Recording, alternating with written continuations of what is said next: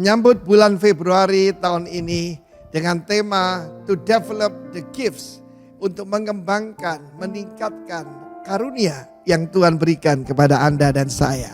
Di dalam ayat pokok kita dalam 2 Timotius pasal 1, maka diceritakan tentang Timotius yang muda. Kalau kita baca Kisah Rasul 16 ayat 1 sampai dengan 3, maka kita tahu bahwa keadaannya tidak terlalu favorable. Ayahnya adalah seorang Yunani, artinya penyembah berhala. Dan ibunya seorang Yahudi, tetapi menikah dengan seorang Yunani yang tentu saja tidak bisa bersatu. Tetapi Timotius yang muda ini, seorang yang timid. Timid itu artinya agak rendah diri. Tapi puji nama Tuhan, ada Rasul Paulus yang menyebut dia agapetos teknon. Artinya anakku yang well beloved son, putra yang aku kasih.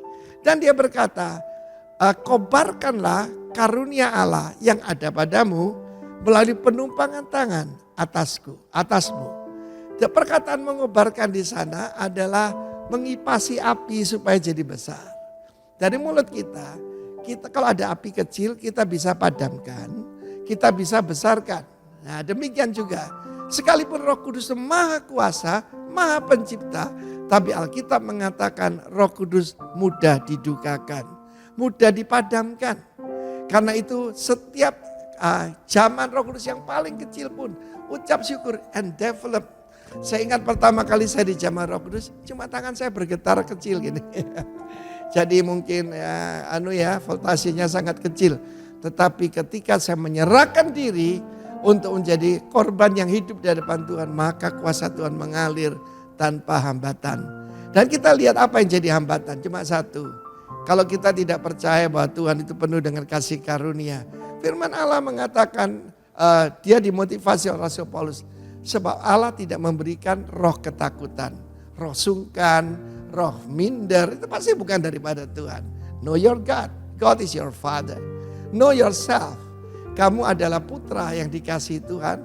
Dan know your enemy. Kita tahu bagaimana kita menghadapi musuh. Dan kita perlu kuasa. Tidak ada orang berperang dengan pisau dapur.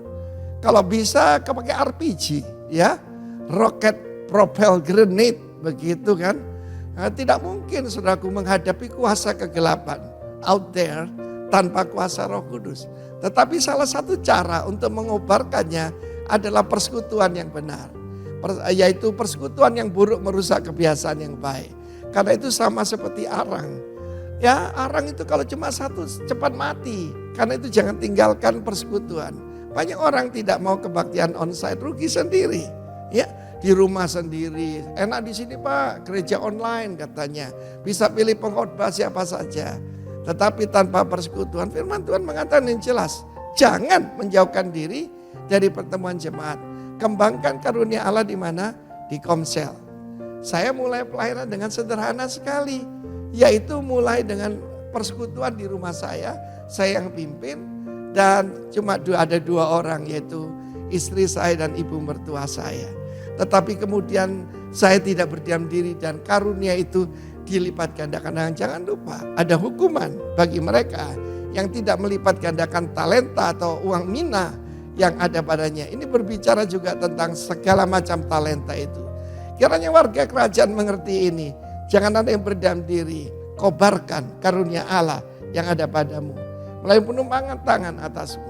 Karena itu nanti sesudah kenaikan Tuhan Yesus ada 10 hari menantikan, yaitu pencurahan Roh Kudus. Ini tradisi yang baik.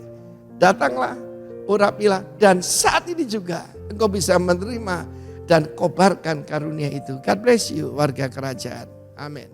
Shalom Bapak Ibu yang dikasih oleh Tuhan, kita bersyukur kita memasuki bulan yang baru di bulan Februari. Kita percaya bahwa Tuhan selalu menyertai setiap hidup kita. Mari pada hari ini kita siapkan hati kita untuk kita datang kepada Tuhan. Bapa dalam surga, segala pujian syukur hanya bagi nama Tuhan. Kami bersyukur buat pemeliharaan Tuhan yang begitu sempurna dalam hidup kami. Tuhan senantiasa setia menjaga melindungi kami. Pada hari ini Tuhan, kami membawa seluruh hidup kami, pujian penyembahan kami hanya untuk hormat dan kemuliaan nama Tuhan. Di mana sejak kami berada, kami percaya kami akan menikmati waktu dengan Tuhan. Kami akan merasakan hadirat dan jamahan Tuhan. Terima kasih Bapa, terima kasih Tuhan, haleluya. Terima kasih Yesus. Kami bersyukur buat hari ini. Kami membawa pujian kami, penyembahan kami kepadamu Tuhan, haleluya. Engkau Allah yang besar bagi kami. Hanya nama-Mu yang layak kami puji dan layak kami tinggikan. Terima kasih Yesus. Terima kasih Tuhan.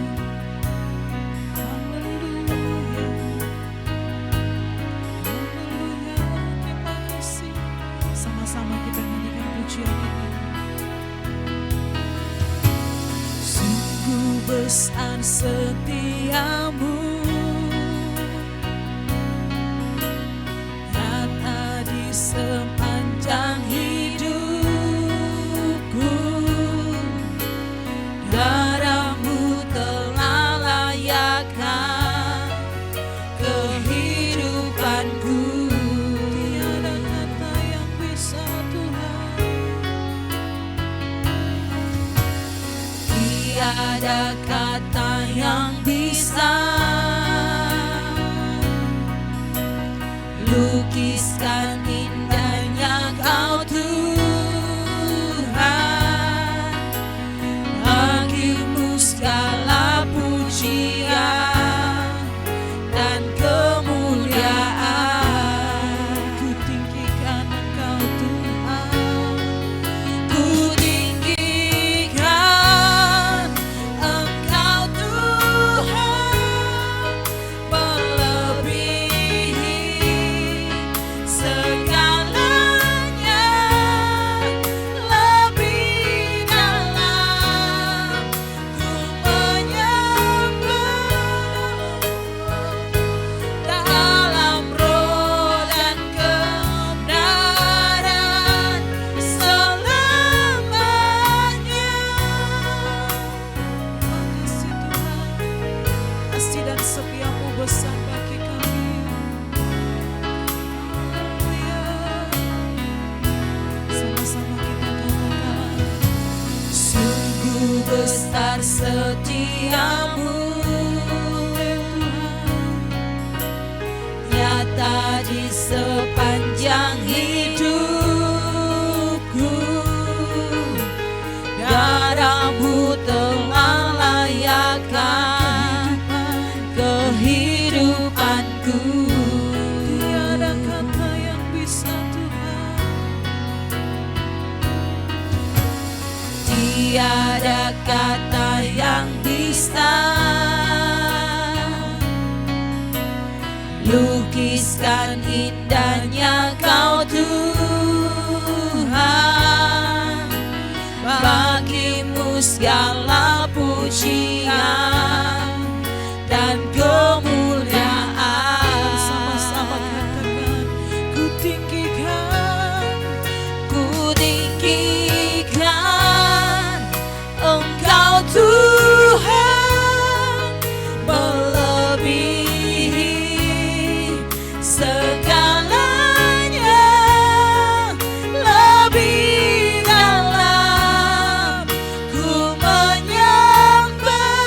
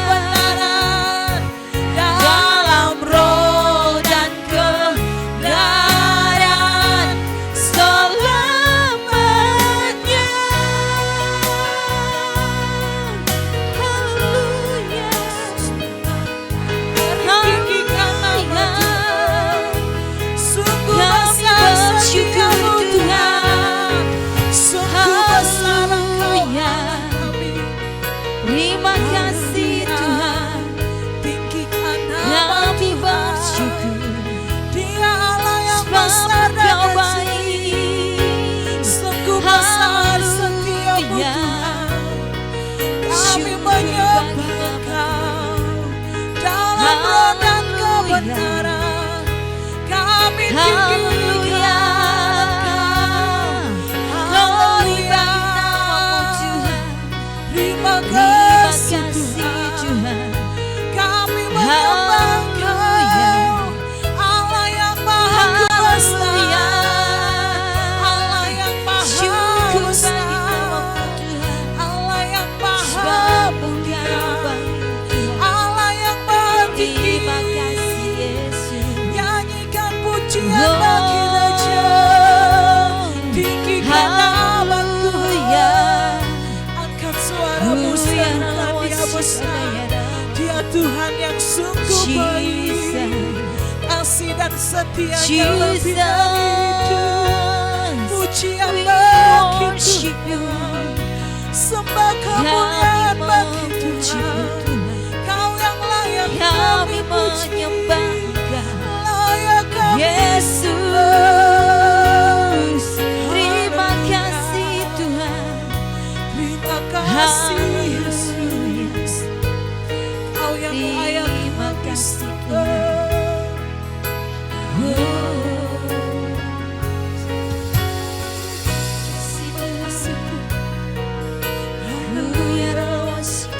Tiada yang seperti Engkau. Haleluya.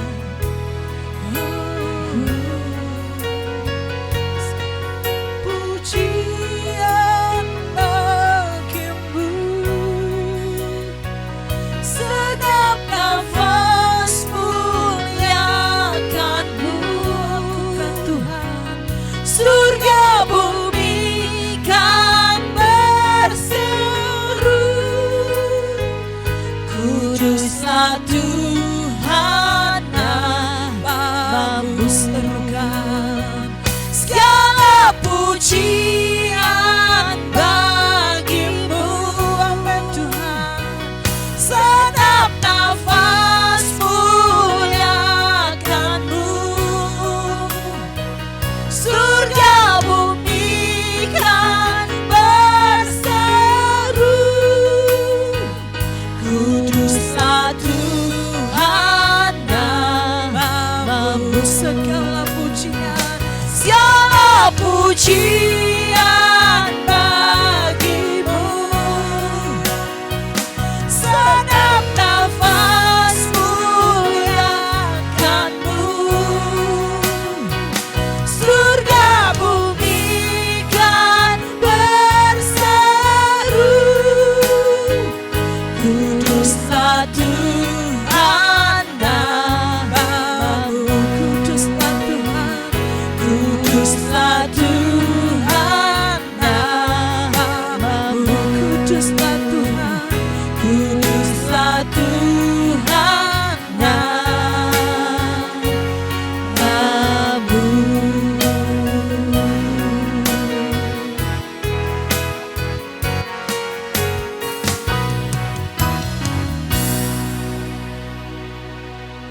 Haleluya.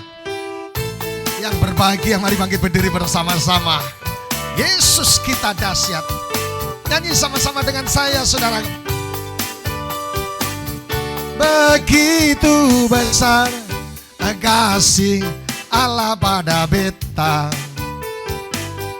diberkatilah anak cucu kita di mana-mana. Tuhan mengubah yang miskin dan menjadikan kaya, hutang lunas. Dia merendahkan dan meninggikan juga. Dari awal sama-sama sambil senyum dong. Besar kasih Allah pada beta, diberkati, diberkatilah anak cucu kita di mana-mana.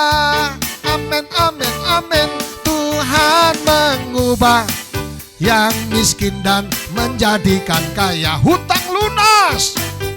Dia meninggikan juga. Sama-sama. Berbahagialah bagi orang yang percaya. Kasihan yang tidak percaya. anak cucunya pasti tidak akan mengintai mas. 3 hari tidak makan mas.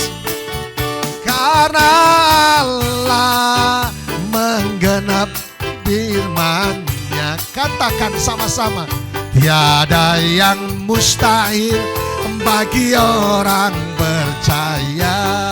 Financial freedom, sama-sama berbahagialah. Bagi orang yang percaya. Kasihan deh lu yang gak percaya. Hayya, pasti tidak akan meminta-minta. Karena Allah. 1, 2. Katakan sama-sama, sudah ada yang mustahil. Yang mustahil bagi orang percaya. Katakan tiada yang mustahil. Tiada yang mustahil bagi orang percaya. Tiada yang mustahil bagi orang percaya. Hayya. Kita berdoa bersama-sama. Datanglah kerajaan-Mu dan jadilah kehendak-Mu hari ini di bumi seperti di surga, dan di hidup kami seperti di surga. Kami bersyukur untuk rencana Tuhan yang hebat, rencana yang dahsyat, rencana yang prosperity, kemakmuran terjadi atas hidup kami. Kami bersyukur dan biarlah menit-menit ke depan setiap kami mengalami kemurahan Tuhan dan nama Yesus dipermuliakan. Demi nama Yesus Kristus kami sudah berdoa, haleluya. Katakan sama-sama amin. Haleluya. Di tengah-tengah sukacita saya berdoa setiap saudara mengalami banyak mujizat Tuhan, karena Alkitab, saudaraku, firman Tuhan berkata dengan jelas buat kita, bergembiralah karena Tuhan maka Ia akan memberikan apa yang diinginkan hatimu. Life is very simple. Hidup itu adalah sangat sederhana. Yang membuat rumit adalah gaya hidup kita. Yang biasa kita pakai segala sesuatu yang sederhana karena grade-nya naik, semakin diberkati, semakin semua serba pilih-pilih. Tapi tidak ada di sini, yang ada di luar sana. Haleluya. Sahabat Kristus, hari ini kita akan membahas sesuatu yang sangat menarik buat saudara dan saya, yaitu apa yang disebut, kalau saudara suka judul sebuah khotbah, kita akan membahas yang disebut dengan financial freedom. Financial freedom. Kemerdekaan dari masalah uang. Ketika saya menyanyi tadi, berbahagialah orang yang percaya. Begitu besar kasih Allah pada kita. Diberkatilah anak cucu kita di mana-mana. Ia mengubah miskin dan utang-hutang semua lunas. Yang punya hutang katakan amin. Dan yang percaya hutangnya lunas, katakan sama-sama amin. Tahun ini semua hutang beres. Yang setuju katakan amin. Saudaraku yang dikasihi oleh Tuhan, bicara masalah financial freedom, kemerdekaan dari masalah keuangan. Saudaraku, dari satu sisi ada seseorang yang menafsirkan, yang mengatakan bahwa Tuhan dan uang itu sama-sama kuat. Makanya tidak bisa pilih dua-duanya. Saya suka dengan pendeta Adi kalau bicara masalah keuangan, tajam saudaraku, dan pokoknya keren banget. Nah, Tuhan menyamakan, ada orang yang mendeskripsikan, menerjemahkan, mengartikan bahwa uang dan Tuhan sama, saudaraku. Dan maka dari itu, saudaraku, kadangkala kalau orang memilih satu-satunya uang menjadi segala-galanya, biasanya dia kehilangan Tuhan. Tapi Alkitab berkata buat kita, carilah dahulu kerajaan Allah, all these things semua akan ditambahkan kepadamu. Yang setuju katakan amin. Jadi hati-hati dalam hidup ini, warning buat saudara dan saya. Kalau saudara memilih uang lebih dari segala-galanya, saudara akan kehilangan Tuhan. Tapi sebaliknya, kalau saudara menempatkan Tuhan di atas segala-galanya, saudara akan mendapatkan bonusnya Uang, kemakmuran, anugerah, kelimpahan akan terjadi buat saudara dan saya. Yang setuju katakan amin. Saya bergumul saudaraku, ketika jemaat masih kondisi ekonomi di bawah standar. Wah, rajin saudaraku beribadah. Kalau minggu pokoknya tidak bisa meninggalkan hari minggu. Only Jesus, only ibadah. Bergeser. Saya sama pendeta Hengki mungkin mikir saudara. Setelah jemaat makmur dikhotbah, diajari menabur, mengembalikan perpuluhan. Mereka makmur. Yang saya harus bergumul lagi saudaraku. Kadangkala mereka pergi hari Minggu. Haiya, Senin, Selasa, Rabu, Kamis sampai Sabtu Hojuan. Minggu untuk Tuhan lupa. Saya paling bergumul, makanya saya himbau untuk seluruh jemaat Tuhan baik di dalam kota maupun luar kota, baik online maupun onsite. Kalau pergi jangan hari Minggu, cari Tuhan dulu. Kalau pergi Senin sayang Pak, itu toko rame-ramenya. Tuhan disejajarkan dengan uang. Coba saudara lihat kasus di cerita di Alkitab, seorang pemuda kaya raya, pengusaha muda yang buka usaha sukses terus. Dia berkata seperti saudaraku, Tuhan semua guru semua sudah saya lakukan. Orang tua ini semuanya, semua peraturan-peraturan dia sudah lakukan. Tapi Tuhan, apa yang harus saya lakukan supaya saya bisa mengikut Engkau? Tuhan berkata, jualah hartamu dan ikutlah aku. Dan pengusaha itu, anak muda itu tidak kembali lagi. Artinya apa? Uang begitu dahsyat membuat mereka harus tidak mau meninggalkan. Saudaraku tidak mau meninggalkan uangnya, tapi lebih cenderung kepada terbalik. Dia uangnya lebih dari segalanya, dan Tuhan akhirnya dia mundur dan tidak ketemu Tuhan lagi. Saudaraku yang dikasihi Tuhan, kenapa ada banyak orang yang tidak bisa mengalami yang disebut dengan financial freedom? Karena uang itu rupanya tidak ada puasnya saudaraku. Dulu pernah jadi pendeta pertama kali, saya mendapatkan persembahan di bawah 100.000. Dulu zaman saya masih tua dulu, masih muda. Tapi kan ukurannya bukan berkat, saya tetap setia saudaraku. Apa yang dicari orang uang? Apa yang dicari orang uang? Apa yang dicari orang? Siang, mali, pagi, petang, lupa cari Tuhan. Saudaraku ketika bicara masalah uang, orang sudah tidak habis-habisnya tidak puas dengan yang namanya uang. Sudah punya 1 juta, kurang 2 juta, sudah ada 1 juta, kurang 10 juta, 100 juta, masih kurang terus. Tidak masalah, expand sana sini, no problem. Tetapi jangan sampai sasaranmu, tujuanmu hanyalah money, riti, cuan. Haiya, saudaraku.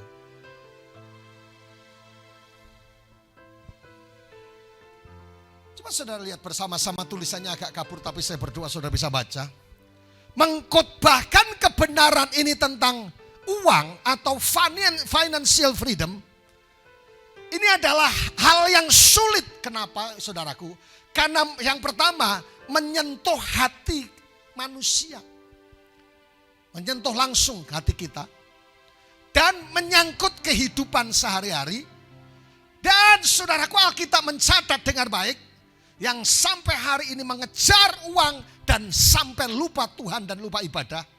Banyak orang yang jatuh dalam dosa karena uang.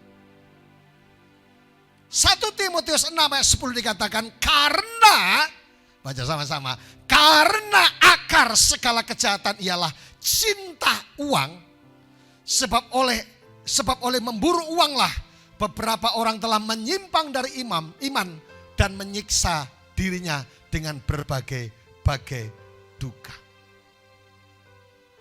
Mengkhotbahkan uang itu susah-susah gampang.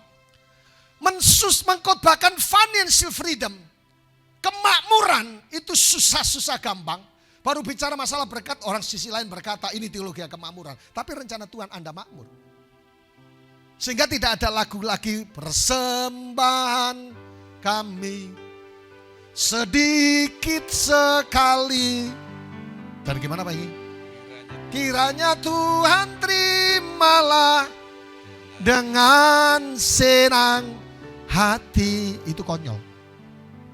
Ngasih persembahan sedikit dari poin sedikit, tapi sorry saudaraku. Saya mengkhotbahkan tentang financial freedom. Saudaraku tidak mencoba cari keuntungan di bagian ini.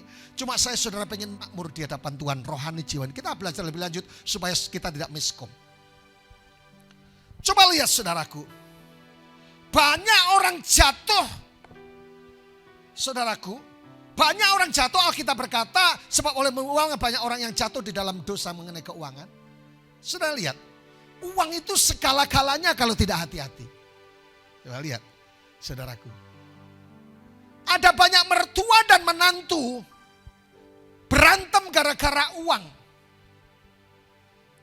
Gereja dan jemaat saling curiga gara-gara uang.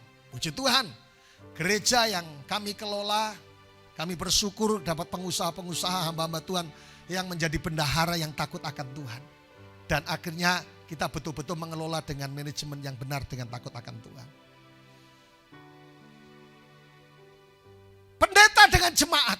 Pak Wahyu tambah gemuk, mungkin dia makan perpuluhan. Enggak, saya tambah kurus. Mertua dengan menantu, tetangga dengan tetangga, keluarga dengan keluarga, suami dengan istri. Saya pernah dapatkan, tidak tahu ini, coba cek and recheck. Setelah COVID banyak suami pengangguran di kota Bandung atau mana Bekasi. Ada 3.000 ibu-ibu muda minta cerai gara-gara suaminya tidak dapat penghasilan.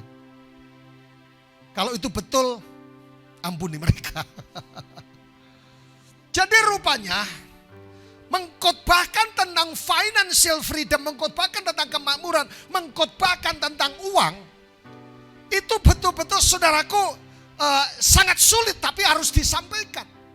Satu saat ketika saya mengkhotbahkan keuangan beberapa tahun yang lalu, seorang jemaat kita, seorang dokter, namanya Dokter Jimmy berkata, Pak hebat ya, berani mengkhotbahkan tentang uang. Yes. Kenapa? Kenapa tidak? Karena mengajak jemaat untuk mengalami kemakmuran. Nah, rupanya ada 2 prinsip financial freedom.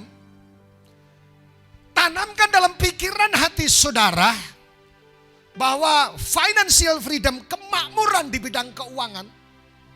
Saudaraku, sekalipun uang itu hati-hati kalau kita ngejar uang seperti fata morgana, saudara sedang berjalan di padang pasir, kelihatan ada air, saudara dekati lagi saudaraku, dan itu sudah padang pasir. Saudara dekati lagi padang pasir seperti fata morgana. Tapi ada prinsip yang menarik yang seharusnya orang percaya, hamba-hamba Tuhan kita semua menangkap ini. 2 prinsip yang disebut financial freedom, kemakmuran dalam keuangan. Yang pertama, Allah ingin kita bebas dari masalah keuangan. Yang setuju katakan amin.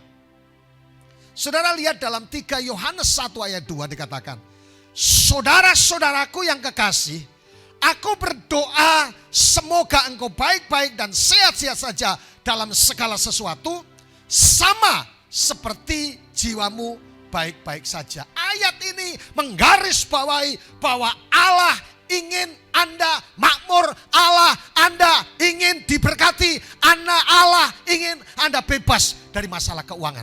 Yang setuju katakan amin.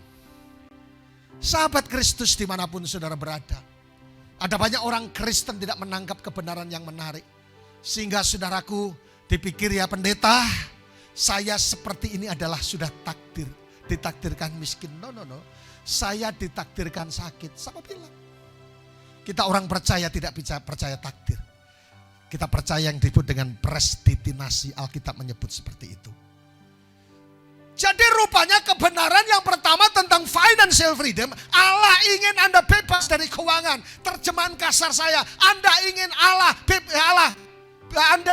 ingin Anda bebas dari hutang piutang.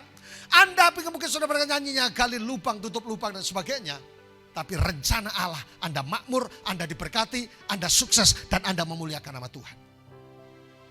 Ketika saya menjadi seorang hamba Tuhan, langkah-langkah pertama, tahun kedua, tahun ketiga, tahun kemudian 5 tahun pertama, 10 tahun saudaraku, saya mengalami kekurangan.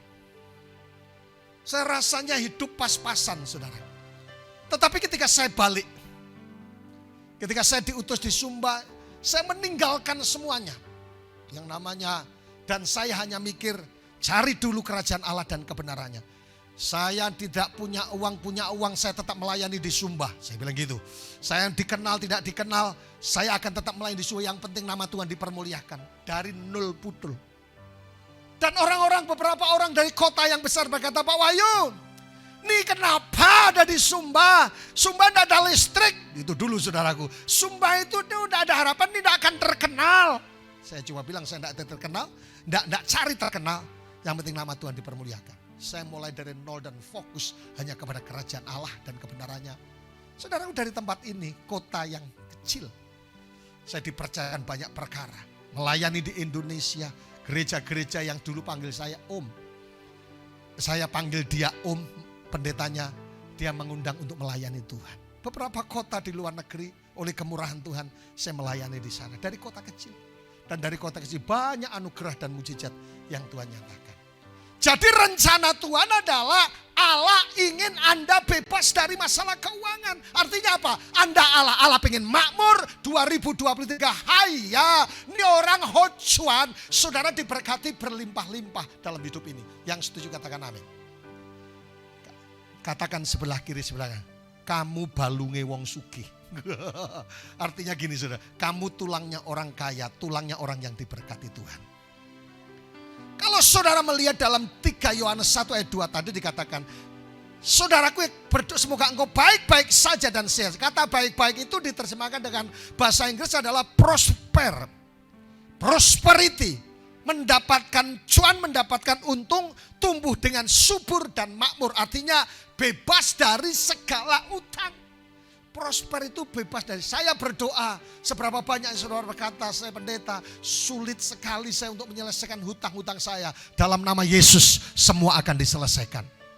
Sedangkan dalam bahasa Yunani kata apa yang dipakai adalah eudoo.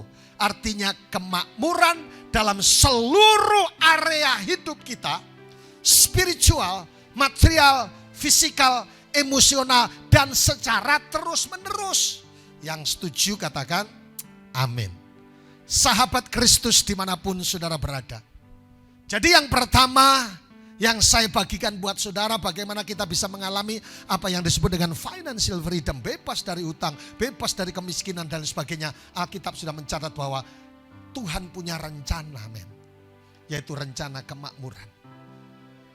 Makmur, prosper, eudoo. Seluruh area kita mengalami kemakmuran. Bukan hanya uang, bukan hanya aset, tapi kesehatan rohani dan jasmani.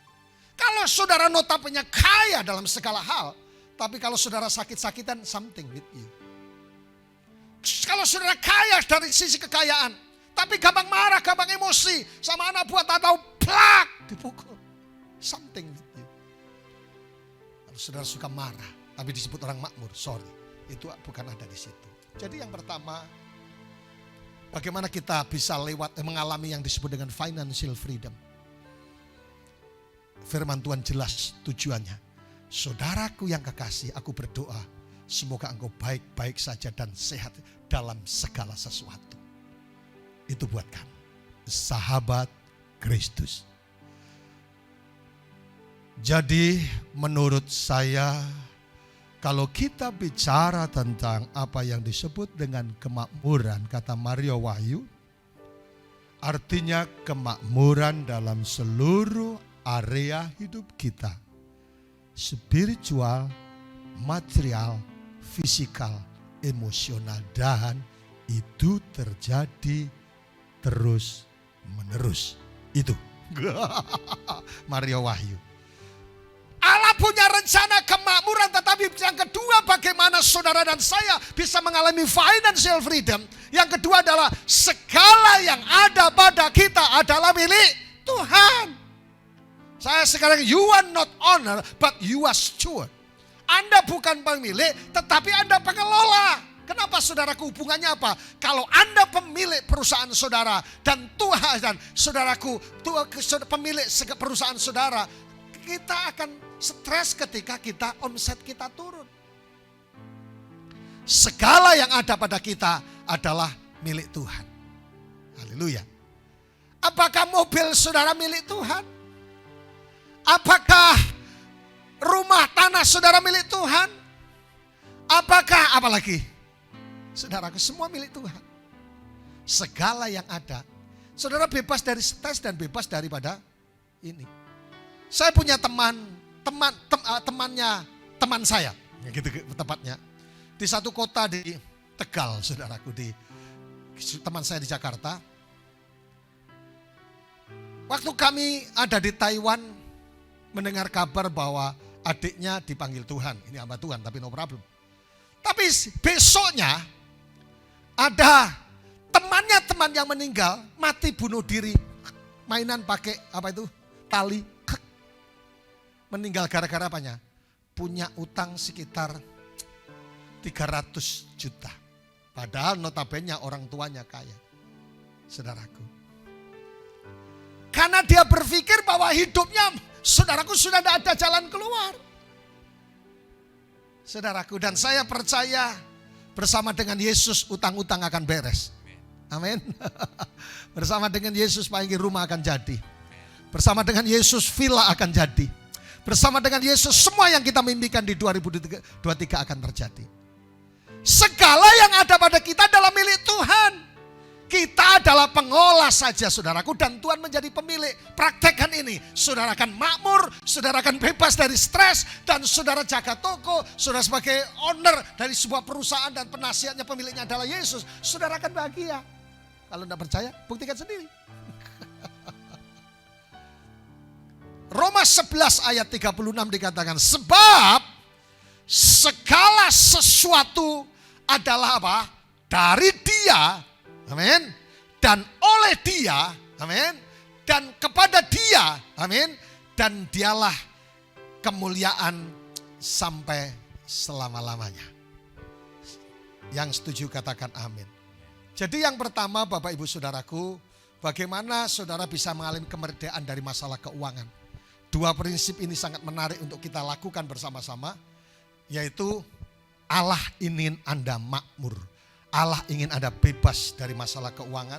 Tapi yang kedua, kita punya prinsip segala yang ada adalah milik Tuhan. Amin, amin. Jangan pas bokek, jangan pas bangkrut, jangan pas ada masalah, baru berkata, Tuhan, harta semuanya ini adalah milik-Mu, dan hutang-hutang ini adalah milik-Mu. Jadi saudaraku mesti punya keyakinan kedua hal ini. Saudara akan mengalami yang disebut dengan financial freedom. Amin. Amin, amin, amin, amin, amin. Allah ini agak makmur. Jangan berkata, ya saya, no, kita tidak takdir. Tapi yang kedua, segala sesuatu milik Dia, dari Dia, oleh Dia, dan bagi Dia untuk selama-lamanya. Nah, di sini kita akan membahas tentang apa yang disebut dengan perbedaan antara pengelola dan pemilik. Pengelola adalah bertanggung jawab kepada orang yang menyerahkan kekayaan kepada mereka. Hal ini menyebabkan adanya kontrol yang baik. Jadi ketika saudara menempatkan seluruh hidup saudara, perusahaan saudara, toko saudara, usaha saudara, pelayanan saudara, saudara hanya pengelola, kita harus bertanggung jawab dan menyerah kekayaan kepada mereka yang memberikan tanggung jawab. Program sekolah kami, pelayanan kami sangat luar biasa dan ada hampir 12 cabang yang kami tangani dan ada pendeta-pendeta yang luar biasa bersama dengan kami di Ministry Sumba. Juga kita bukan sekolah, saudara. Ketika mengalami pergumulan keuangan, apalagi sedang membangun gereja di depan, dan saya berdoa tanggal 11 bulan 11 2023 seluruh pembangunan yang ada di depan selesai, dan luar biasa sudah habis sekitar 11 M dan Tuhan sediakan semua dengan baik. Dan saya berdoa akan cepat selesai.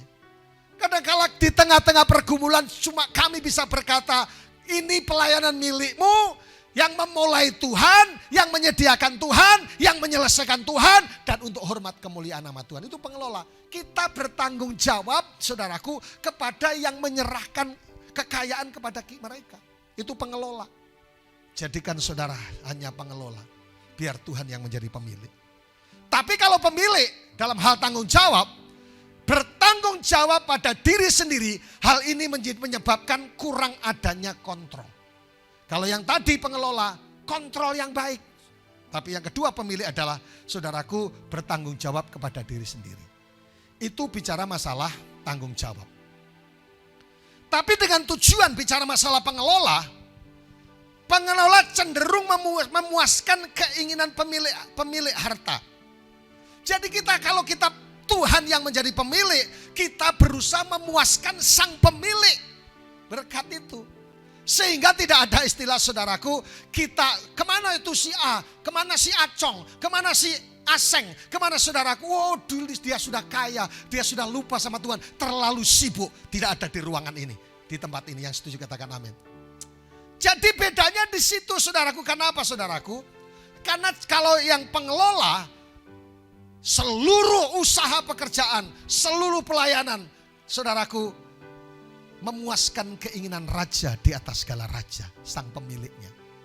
Itu bicara masalah tujuan. Tapi kalau jika pemilik, tujuannya adalah cenderung memuaskan keinginan pribadi. Jadi jikalau memberi persembahan tergantung suka atau tidak sukanya sendiri. Ada banyak contoh yang saya jumpai saudaraku setelah pelayanan. Ada orang tidak mau ke gereja gara-gara harus mengembalikan perpuluhan terlalu besar tiap bulan. Haleluya. Bagaimana cara mengalami kebebasan keuangan? Ada 3 tahap yang sederhana, yang berbeda dengan dunia ini. Yang pertama adalah memberi. Katakan memberi. Yang kedua adalah menerima. Yang ketiga adalah mengelola. Ini prinsip kebenaran firman Tuhan yang membuat saudara dan saya mengalami yang disebut. Mungkin saudara tanya, bagaimana bisa mengelola yang tidak ada? Maksudnya jangan salah men. Artinya saudaraku, coba lihat sepanjang sejarah Alkitab. Orang-orang yang mengalami financial freedom. Ketika Ishak mengalami, apa nama itu Panggi? Kelaparan di negeri itu, Alkitab bilang. Apa yang dilakukan Ishak? Menaburlah Ishak. Dan apa yang terjadi?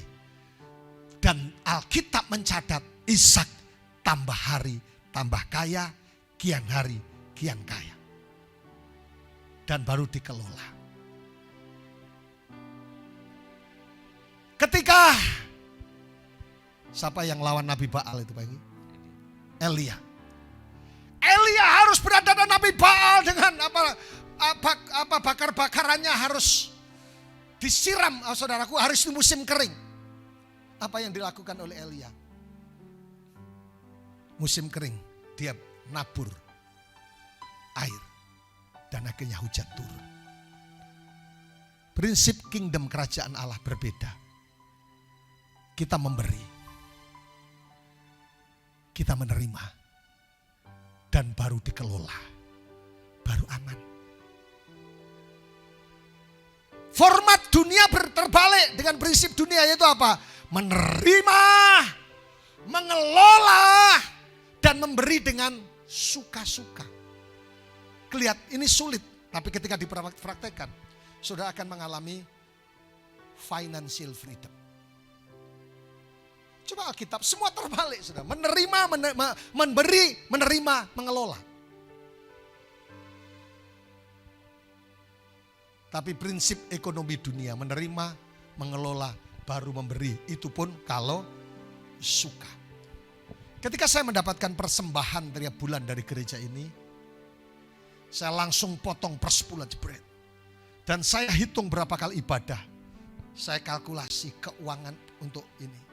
Saya nabur sekian, ini dan sebagainya. Untuk ibu saya sekian dan semuanya. Dan saya cukup sampai hari ini. Setiap 2 hari ada orang yang kirim makanan. Kadang 1 hari bisa 2-3 kali. Mulai itu yang namanya ketan bubuk, tak iya. Mulai dari bebek goreng saya dapat. Kemudian sampai minuman yang seharusnya makan makanan yang dari Surabaya. Di Sumba saya bisa menikmati. Makanya saya sering bilang, sekalipun hidup di daerah, tapi berkatnya berkat surga. Ada saja yang pulang tuh bawa bebek. Ini pada yang karena kesukaan saya bebek. Jadi mereka begitu ini. Luar biasa. Jadi Bapak Ibu Saudaraku, bicara tentang memberi. Ada dua hal tentang memberi. Yang pertama adalah persepuluhan. Maleakhi 3 ayat 8 sampai 12. Terima kasih untuk seluruh jemaat baik yang ada di dalam kota maupun luar kota yang setia mengembalikan perpuluhan. Ini yang jarang disentuh oleh pendeta, perpuluhan. Kalau bicara masalah keuangan mulai curiga, ini pasti uang lagi, uang. No. Rahasia kemakmuran saudara, rahasia saudara mengalami financial freedom, salah satunya adalah perpuluhan. Terlepas dari orang-orang yang hebat yang tidak percaya yang namanya perpuluhan, saudaraku yang hebat berpikir, yang baca Alkitab dan sebagainya, saudara dapat potongan-potongan dari YouTube yang membuat saudara pengertian perpuluhan saudara berubah. Tetapi saudara lihat Maleakhi 3 ayat 8 sampai 12, back to Bible. Motivasi dasar memberi perpuluhan adalah ketaatan. Memberi perpuluhan berarti taat akan firman Tuhan bahwa 1/10 dari penghasilan atau keuntungan kita adalah milik Tuhan. Jadi kita mengembalikan milik Tuhan. Kalau tidak mengembalikan persepuluhan secara penuh berarti kita juga merampok milik Tuhan. Memberi persepuluhan tidak penuh sama dengan memberi perpuluhan tidak penuh sama dengan tidak memberi berarti merampok milik Tuhan juga. Perhitungan perpuluhan adalah 1/10 dari keuntungan dan penghasilan kita dipotong pajak. Haleluya. Paham saudaraku? Jadi rupanya membuat financial freedom bebas dari utang. Sudah mengalami kemakmuran, kembalikan milik Bapa. Apa yang menjadi milik Bapa, persediaan kita disediakan. Saudaraku, apakah saudara, kami pendeta-pendeta tidak bergumul. Persembahan yang menurut saya tidak terlalu banyak. Harus dipotong persepuluhan paling utama. Tapi akhirnya, saudaraku, Tuhan sediakan yang luar biasa. Contoh. Saya sudah 2 tahun, maaf kata, saya tidak keluar negeri, biasanya ke Israel, ke kota-kota lain, ke Turki, ke Malaysia, Singapura, Taiwan dan semuanya. 2 tahun karena COVID dan saya fokus kepada pembangunan gereja, fokus melayani di cabang-cabang, fokus semuanya. Saya ini cuma curhat sama Tuhan, oh Allah Tuhan, sudah hampir 2,5 tahun saya rasanya tidak keluar negeri. Saudaraku, saya cuma ngomong gitu sama Tuhan, bukan dalam doa yang dalam kepenuhan roh, bukan. Saya cuma curhat sama kau gitu. Saudaraku, apa yang terjadi? 2 hari kemudian ada itu, bro, lu mau ke Taiwan, lu terbang deh ke Jakarta, lu harus bisa dalam waktu dekat. Saya masih males-males. Tapi akhirnya Tuhan sediakan di akhir tahun dan awal tahun, saya bisa menikmati pelayanan di Taiwan 12 hari dan kia-kia jalan seluruh Taiwan dan itu pun dapat kemurahan Tuhan dan tanpa bayar. Saudaraku, bendahara di sini baik, Pak, mau perlu uang, sonde, tidak, karena kini perjalanan bukan perjalanan dinas tetapi perjalanan kemurahan Tuhan. Jadi memberi yang pertama persepuluhan itu adalah sebuah bentuk ketaatan. Tetapi yang kedua adalah persembahan lain. Lukas 6 ayat 38. Dasar dari membeli persembahan adalah visi pemimpin dengan unsur trust atau kepercayaan. Visi gereja yang sudah saya sampaikan dan sudah adalah tentang sekolah, tentang berbagai macam hal yang sebagainya yang kita pahami bersama-sama dengan nama Tuhan, membangun gereja-gereja dan sebagainya, dari gereja-gereja di kampung-kampung pedalam dan sebagainya, untuk kepentingan gereja lokal juga untuk kepentingan gereja sekota apabila mengetahui dapat berhubungan dengan kami. Jadi kami semuanya by nota. Saudara menitipkan, saya ingat apa yang disampaikan oleh pendeta Timotius Arifin, gembala saya. Wahyu, kalau dengan orang, dengan jemaat atau orang Chinese dan sebagainya, uang 50 perak harus kamu pertanggungjawabkan. Siap. Makanya saya bilang semua gembala-gembala juga sama. Rekening gereja bukan dan tapi atau. Dan tidak boleh gembala sama istrinya, gembala dan bendahara sama-sama. No. Jadi orang lain yang memang takut akan Tuhan dalam mengelola keuangan. Memberi persembahan saudaraku karena sebuah kepercayaan. Saudaraku bukan karena curiga. Saudaraku, Alkitab bilang jika engkau memberi tangan kanan, tangan kirimu tidak boleh tahu. Jadi, tapi percayalah manajemen keuangan kita diatur dengan baik. Amin, amin, amin, amin. Ada sebuah prinsip yang dikeluarkan oleh yang namanya John Wesley.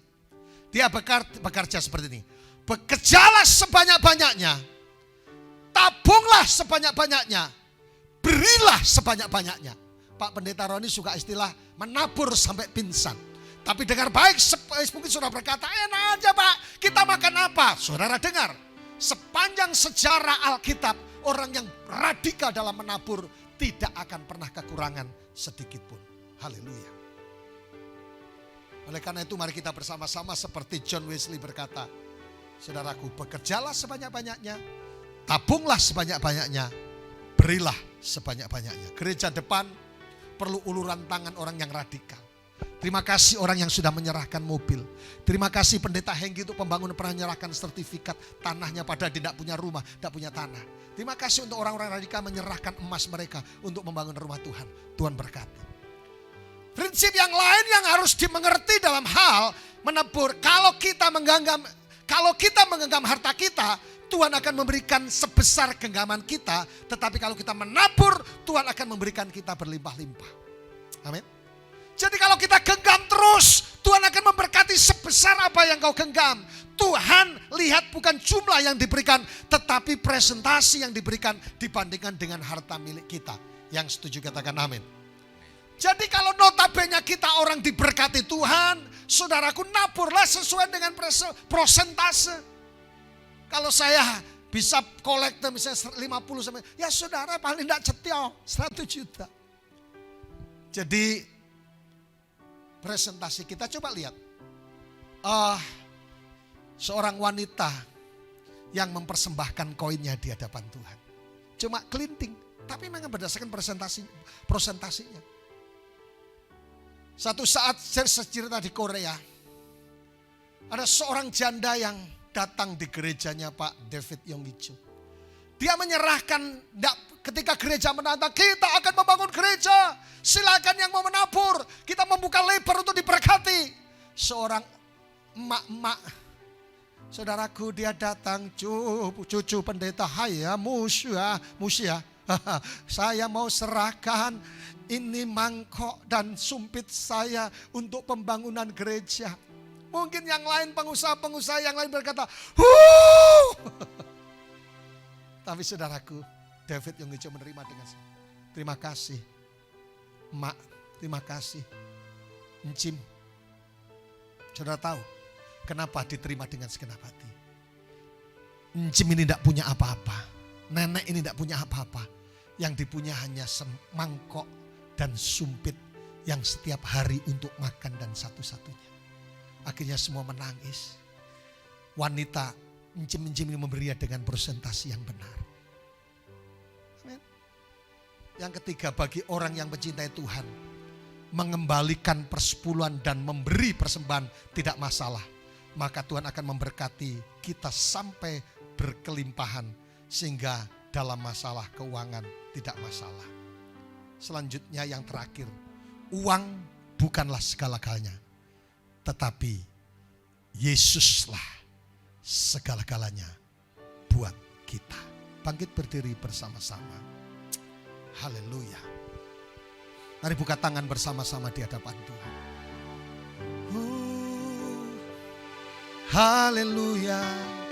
Seberapa banyak yang hari ini saudara datang ikut ibadah ini, ikut mengikuti program ini, saudara sedang bergumul tentang keuangan. Mungkin saudara sedang jatuh bangun urusan keuangan hutang piutang. Saudara bingung tentang masa depan, memanage keuangan dalam rumah tangga, memanage keuangan dalam perusahaan, memanage uang pribadi, bahkan dimakan aja sulit. Saudaraku dengar, Allah mau saudara makmur, Allah mau saudara diberkati berlimpah-limpah. Makanya belajar dari kebenaran ini hari ini. Haleluya. Saya berdoa mujizat Allah terjadi buat saudara yang sedang bergumul tentang keuangan. Mungkin hutangmu dibuat kayak kalkulator unlimited. Sedang mengalami pergumulan banyak hal urusan keuangan. Tapi saya mau kasih tahu saudaraku, jika Allah anak itu memerdekakan, kamu benar-benar merdeka. Belajar prinsip perpuluhan, taat. Belajar prinsip memberi. Saudaraku, dengan sebuah ketaatan kepercayaan kepada pemimpin gereja. Ketika engkau curiga kepada pemimpinmu, engkau sedang kehilangan sesuatu yang esensi dalam hidupmu. Saya berdoa buat saudara, kiranya kemakmuran menjadi bagian hidupmu. Bapa, aku berdoa untuk seluruh umatmu yang hari ini, yang secara khusus, baik yang mereka punya perusahaan maupun mereka yang punya toko, yang mereka punya kontraktor, yang mereka pegawai negeri, yang mereka bahkan pengangguran dan mereka hanya mengelola hal yang sederhana. Kami berdoa Allah punya tujuan kemakmuran buat mereka. Aku berdoa mujizat Allah terjadi buat mereka. Oh Yesus, terima kasih. Dan biarlah hari ini mata kami dibukakan bahwa Tuhan adalah segala-galanya. Uang bukan segala-galanya buat kami. Tetapi ketika kami mencari Tuhan, ketika kami tahu tujuan Allah bahwa kami makmur adanya, dan kami belajar memberi dengan sebuah ketaatan. Karena kami bukan pemilik, tapi hanya pengelola yang taat kepada pemilik yang di atas. Berkati supaya minggu ini hidup Kristen kami menjadi berarti taat kepada Tuhan dengan perpuluhan. Yang kedua, kami juga percaya bahwa ketika kami nabur, Tuhan akan memberkati berlimpah-limpah. Minggu ini adalah minggu mujizat keuangan khusus buat setiap kami. Aku berdoa yang bergumul tentang utang, berkati berlimpah-limpah. Supaya kemurahan Allah terjadi. Yang bergumul tentang perusahaannya yang sedang mengalami kolap, aku berdoa dalam nama Yesus, Tuhan menyelamatkan dan memberkati mereka. Dan akhirnya kemurahan Allah turun, berkat Allah turun, anugerah Allah turun. Dalam nama Yesus kami sudah berdoa. Haleluya. Amin. Tuhan Yesus memberkati sampai keturunan ke-7 dan 8, bahkan sampai selama-lamanya. Haleluya. Amin. Sahabat Kristus dimanapun saudara berada, setelah kita mendengarkan kebenaran firman Tuhan tentang rencana Allah, tentang financial freedom, kebebasan dan kebebasan dalam sisi keuangan. Dan aku berdoa seperti janji Allah, Tuhan punya rencana kemakmuran buatmu, apapun kondisi keuanganmu saat ini. Kita akan melakukan perjamuan kudus. Persiapkan, baik saudara ada di tempat ini maupun saudara yang sedang mengikuti program ini dari rumah, dari toko, dari tempat kos, apartemen dan semuanya. Haleluya. Kita pakai berdiri bersama-sama, angkat roti di tangan kanan. Layakkan kami supaya rencanamu tergenapi, yaitu mengalami kemakmuran rohani, jiwani, badani, materi, dan spiritual. Firman Tuhan berkata, jika Kristus ada di dalam kami dan kami di dalam Kristus, minta apa saja akan diberikan kepadamu. Percayakah saudara bahwa roti yang ada di tangan kananmu sesungguhnya adalah persekutuan dengan kuasa tubuh Yesus Kristus? Makan dengan iman dalam nama Yesus.